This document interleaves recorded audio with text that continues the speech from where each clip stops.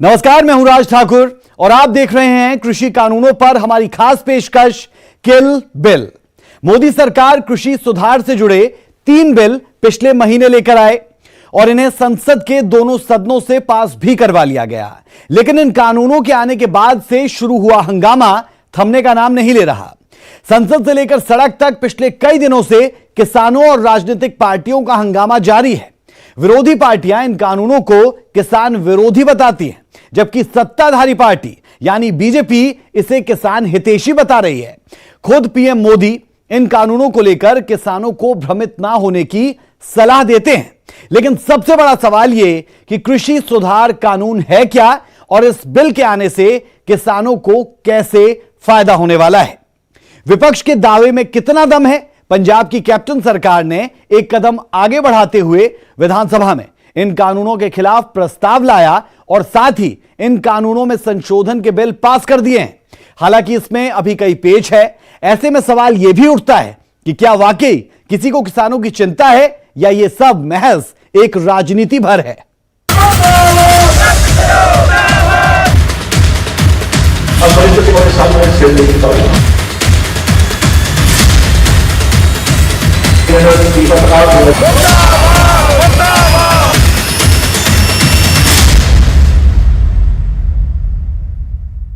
केंद्र के कृषि कानूनों को पंजाब सरकार ने खारिज कर दिया है। कृषि कानूनों के खिलाफ विधानसभा में कैप्टन अमरिंदर सिंह ने 3 नए संशोधन विधेयक पेश किए। कैप्टन ने कहा कि अगर उन्हें इस्तीफा भी देना पड़े तो वो इसके लिए भी तैयार है। यह रिपोर्ट देखिए।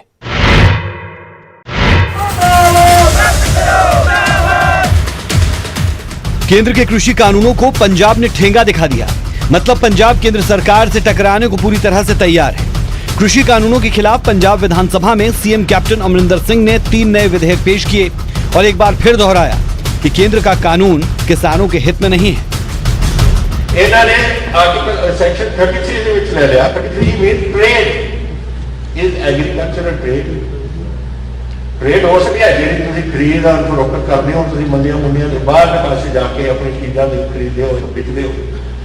लेकिन आ ट्रेड ਤਾਂ ਨਹੀਂ कि ਜਿਹੜਾ कोई मेहनत करके खेती करके बीज बो के ਉਹਦੀ ਫਿਰ ਦਿਹਾੜੀ ਉਧਰ ਜਦੋਂ ਉਹਦੀ ਫਸਲ ਤਿਆਰ ਹੋ ਉਹਨੂੰ हार्वेस्ट करता है, ਉਹਨੂੰ ਵਾਢੀ ਲਾਉਂਦਾ है, वो ट्रेड है। अब आपको बताते हैं कि पंजाब सरकार की ओर से पेश किए गए विधेयक में आखिर है क्या। कैप्टन सरकार ने अपने बिल में किसानों को एमएसपी पर खरीद की गारंटी दी। मतलब ये कि एमएसपी से नीचे धान या गेहूं की कोई भी खरीद फरोख्त मान्य नहीं होगी। साथ ही किसानों पर एमएसपी से नीचे फसल बेचने का दबाव बनाने वालों को 3 साल की सजा और जुर्माने का प्रावधान किया गया। वहीं 4 जून 2020 से पहले पंजाब एपीएम एक्ट 1961 के तहत की यथास्थिति बनी रहेगी। केंद्र सरकार अगर अपने नए कानून के तहत कोई नोटिस भेजता है तो वो निलंबित माना जाएगा। केंद्रीय कानून के प्रावधानों की अवहेलना करने वाले किसी भी शख्स के खिलाफ कार्रवाई नहीं की जाएगी। कॉर्पोरेट ट्रेडर या ई ट्रेडिंग प्लेटफॉर्म पर एपीएमसी मंडियों से बाहर व्यापार करने पर फीस लगेगी। विधानसभा को संबोधित करते हुए सीएम ने कहा कि उन्हें इस्तीफा भी देना पड़ा तो वो इसके लिए भी तैयार है। लेकिन किसानों के साथ नाइंसाफी के आगे वो बिल्कुल नहीं झुकेंगे।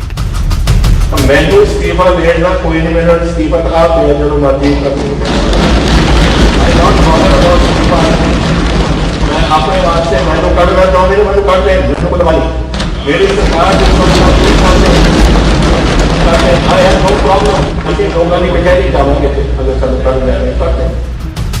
यही नहीं, कैप्टन अमरिंदर सिंह ने कहा कि वो नहीं चाहते कि पंजाब में वही हालात बने जो साल 1984 में हुआ था। किसानों के मुद्दे पर केंद्र सरकार के रवैये पर कैप्टन ने नाराजगी जताई। इसमें कैलस एटीट्यूड है सरकार की कि जो मेहनत होती थी सारे पंजाबियों ने सब भूल गए। मैं अपने पंजाबियों ने हरियाणा वाले यूपी वेस्ट वाले हुक्का क्यों करती है ना नहीं, क्योंकि थोड़ा गंगा जमुना बेसन डेवलप हो गया, उत्थे चौल की पैदावार हो गई। मध्य प्रदेश के कणक होने लग, कावेरी बेसन नर्मदा बेसन सारे डेवलप हो गए, उत्थे चौल की पैदावार होगी। तो चलो पंजाब को मारो, पंजाब को खत्म करो। केंद्र ने कृषि कानूनों के खिलाफ विधेयक पेश कर कैप्टन सरकार ने अपने इरादे जग जाहिर कर दिए हैं कि सरकार पूरी तरह किसानों के साथ खड़ी है। सभा ने यूनानिमसली ਉਹਨਾਂ ਨੂੰ ਰਿਜੈਕਟ ਕੀਤਾ।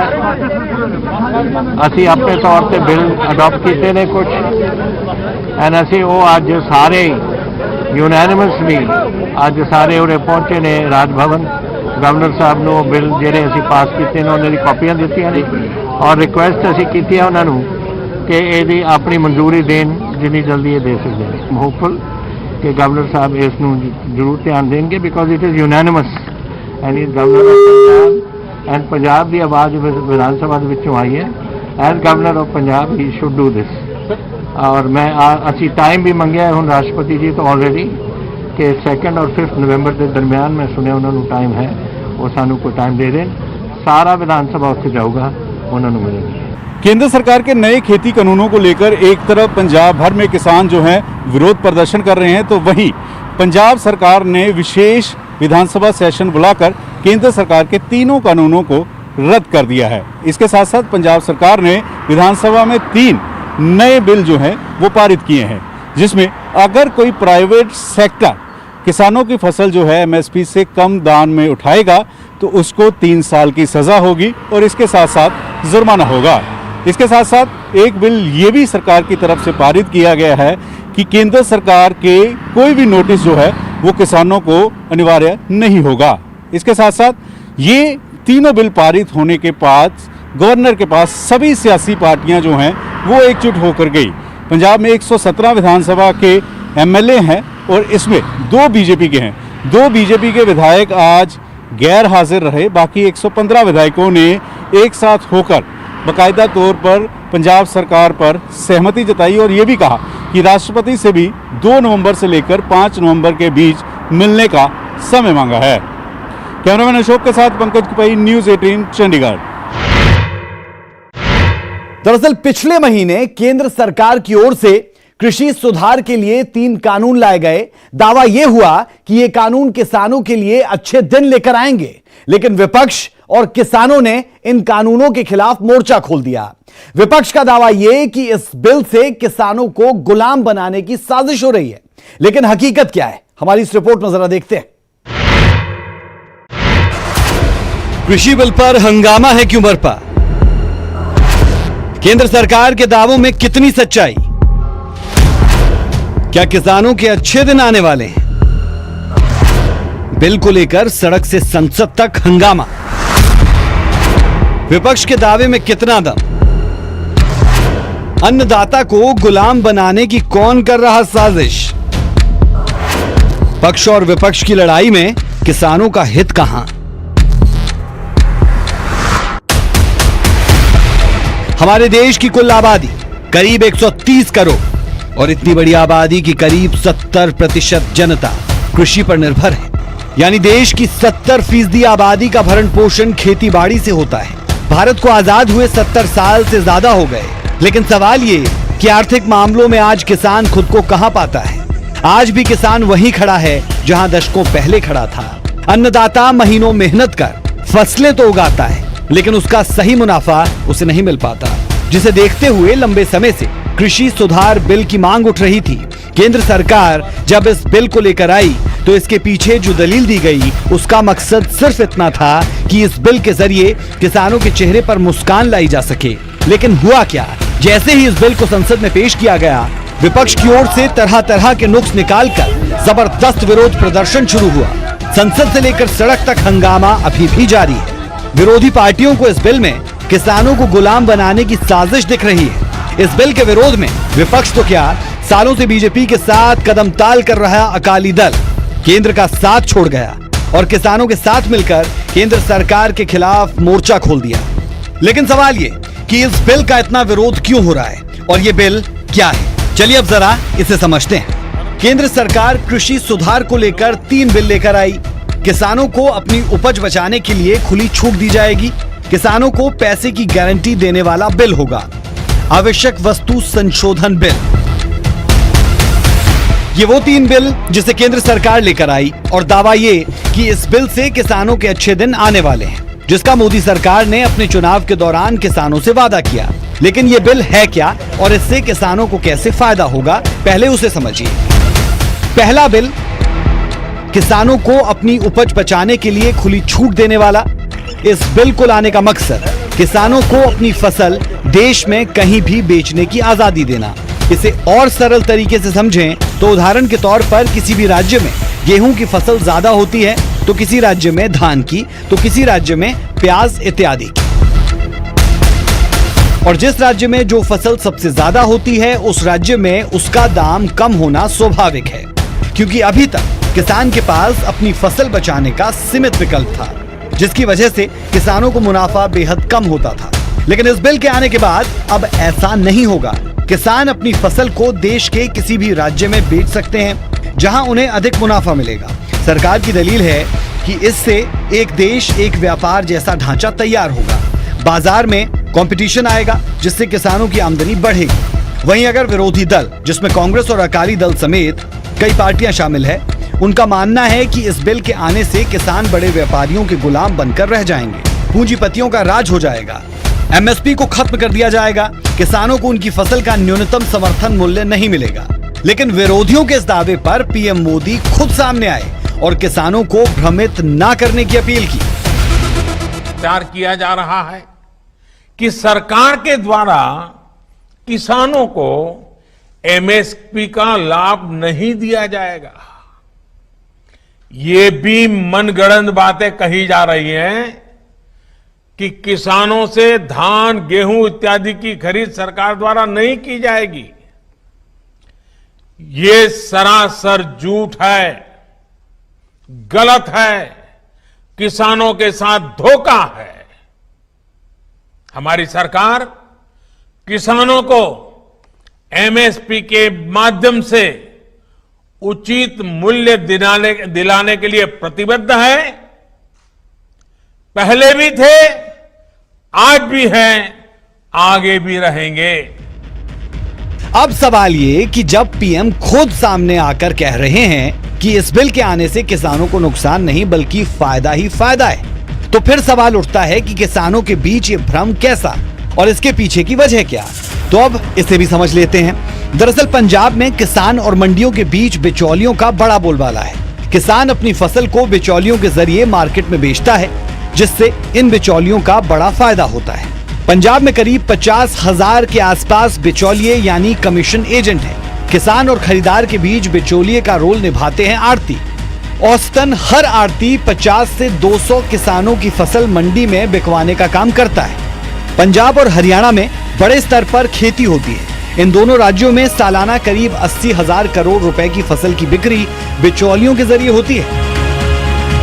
और ये आड़ती, जिसे बिचौलिया भी कहते हैं, पंजाब और हरियाणा जैसे राज्यों में इनका दबदबा सिर्फ राजनीति में नहीं बल्कि जरूरत पड़ने पर ये किसानों की भी मदद करते हैं। और यही वजह है कि किसान ये मानते हैं कि उन्हें अगर अपनी बेटी की शादी या फिर किसी अन्य काम के लिए पैसों की जरूरत होगी तो वो बड़े व्यापारियों से पैसे नहीं मांग पाएंगे, जबकि इन आड़तियों तक वो आसानी से पहुंचकर एडवांस में पैसा ले सकते हैं। लेकिन यहाँ सोचने वाली बात ये कि इन किसानों को ये किसने कहा कि मंडी समाप्त हो जाएगी या फिर आड़ती नहीं रहेंगे, क्योंकि सरकार का तो साफ कहना है कि ना तो मंडी खत्म होगी और ना ही आड़ती। इन सुधारों से किसानों को अपनी उपज बेचने में और ज्यादा विकल्प मिलेंगे और ज्यादा अवसर मिलेंगे। ये विधेयक किसानों के लिए रक्षा कवच बनकर के आए हैं। अब बात बिल नंबर 2 की करते हैं। ये बिल है किसानों को पैसे की गारंटी और खतरे से बचाने वाला। इन तस्वीरों को देखिए। अभी पिछले साल ही नासिक में प्याज की बम्पर खेती हुई, जिसकी वजह से वहां प्याज कौड़ियों के भाव हो गया। नाराज किसानों ने अपने प्याज को सड़कों पर उड़ेल डाला।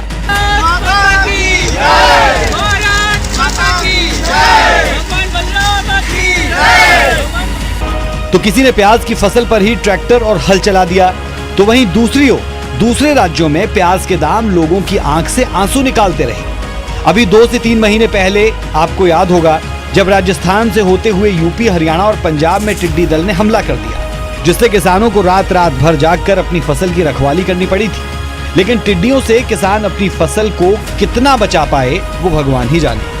बात बाढ़ और बारिश की करें तो हर साल लाखों हेक्टेयर की फसल किसानों की बर्बाद हो जाती है। जिसकी वजह से कर्ज में डूबा किसान आत्महत्या कर अपनी जीवन लीला समाप्त कर लेता है। लेकिन केंद्र सरकार जो इस बिल को लेकर आई, उसके पीछे दलील है कि इससे किसानों को इन तमाम परेशानियों से मुक्ति मिल जाएगी। व्यापारी फसल उगने से पहले ही किसानों की फसल खरीद लेंगे और जो भी मुनाफा या नुकसान होगा वो व्यापारी झेलेंगे। बाहर से आए खरीदार इन संगठनों से बाकायदा समझौता करके सीधे उनकी उपज खरीद सकते हैं। ऐसे में किसानों के हितों की रक्षा के लिए ही दूसरा कानून बनाया गया है। बात करते हैं तीसरे बिल की। भारत में कई फसलें उम्मीद से ज्यादा हो जाती है और स्टॉक की सीमा सीमित होने की वजह से किसानों को भारी नुकसान उठाना पड़ता था। केंद्र सरकार की माने तो इस बिल के आने से किसानों को इन परेशानियों से निजात मिलेगी। भारत में हर साल आलू, प्याज जैसी फसलों की उपज अधिक हो जाने की वजह से किसानों को उसे या तो सड़कों पर फेंकना पड़ता है या फिर जानवरों को खिलाना पड़ता है। लेकिन मोदी सरकार जो बिल लाई उसके मुताबिक तेल, आलू, प्याज जैसी चीजों को आवश्यक वस्तुओं से हटा दिया गया, यानी अब इन वस्तुओं को स्टॉक करने पर कोई पाबंदी नहीं होगी। सरकार की ये दलील है कि स्टॉक लिमिट से हटी पाबंदी की वजह से बड़ी कंपनियां बड़े स्तर पर निवेश करेगी, जिससे किसानों को उनकी मेहनत सही तरीके से मिल पाएगी। एसेंशियल कमोडिटी एक्ट के कुछ प्रावधान हमेशा आड़े आते रहे हैं। बदलते हुए समय में इसमें भी बदलाव किया है।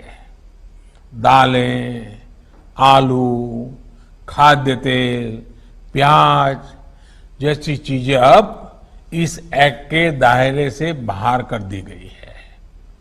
अब देश के किसान बड़े बड़े स्टोर हाउस में, कोल्ड स्टोरेज में इनका आसानी से भंडारण कर पाएंगे। वहीं विपक्ष की भी अपनी दलील है, जिसके मुताबिक बड़े व्यापारी स्टॉक कर इन चीजों के दाम बढ़ा देंगे, जिससे आम लोगों की परेशानियां बढ़ेगी। लेकिन केंद्र सरकार की इसे लेकर भी अपनी दलील है। सरकार का कहना है कि अगर ऐसा हुआ तो सरकार इसे अपने अधीन ले लेगी। हालांकि अब देखना यह होगा कि सत्ता और विपक्ष की ये लड़ाई कहां तक पहुंचती है। Bureau report, news 18।